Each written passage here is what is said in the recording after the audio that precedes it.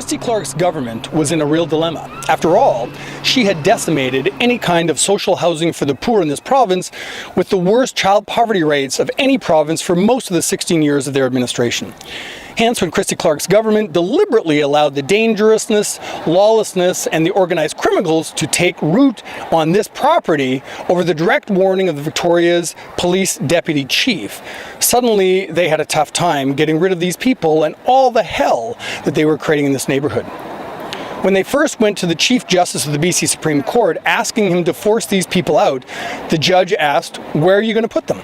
For 6 years, the BC Supreme Court said you have to allow at least overnight camping for homeless people since they don't just disappear into thin air when nighttime comes around. Did Christy Clark's government or the City of Victoria roll up their sleeves, create a plan to create an appropriate housing? Not a thing. And yet all this time on social assistance, people are given $375 per month to find housing. Worse still is that the province, through the Attorney General's office, completely botched the court injunction application. To make their case, they relied on evidence of a very few people in the neighborhood, while the campers and their lawyers, paid for by us the taxpayers, gave evidence saying how nice it was for them to be in this camp. Oh, and do you remember Victoria's tough on crime city councillor Ben Isaac in my previous video? Remember that guy? Well, he and the mother of his child, his ex-wife, swore affidavits, which basically said, keep the tent city in this location because we don't like all the drug dealing, feces, and other dangers of the people who are overnight camping near our daughter. Basically, it's so much nicer for my family when you remove the tenters from our backyard and clump them all together here in the backyard of other people. Then get this, and you might not believe it, when Victoria City Council was debating to put an absolute ban on camping in a very few parks, Councillor Isaac actually advocated that one of those parks to ban camping was right where his daughter lived.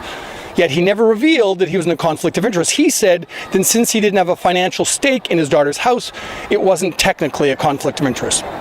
Way to go, Ben. Champion of the underdog, as long as it's in your backyard. So after that legal debacle, Christy Clark's government went, uh-oh, now what are we going to do? After botching that court application, they had to spend months with high-paid government lawyers and very, very high-paid private sector lawyers to work overtime at great expense to the BC taxpayer to make another application to the courts. And keep in mind, all this money, our money, is being pissed away when the government deliberately allowed the creation of this tent city. It boggles the mind that Christy Clark's government was warned about this, deliberately ignored the warning, and then spent tens of millions of dollars to correct their unbelievable bungling. Not on care for persons with mental health problems, not for persons with massive addictions, and certainly not on finding decent housing for poor British Columbians.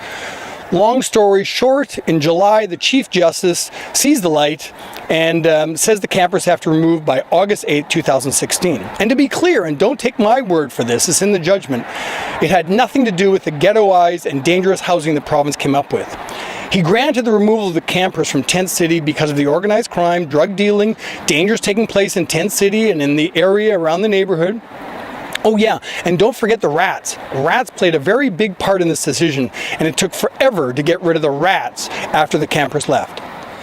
But Christy Clark's government had proclaimed themselves to be the champion of the little guy by buying up properties with no consultation to the neighborhood and putting large numbers of people with the very same drug addictions, dangerous behaviors, and mental health problems as the campers right next to children and families. Want to know more? Watch the next video.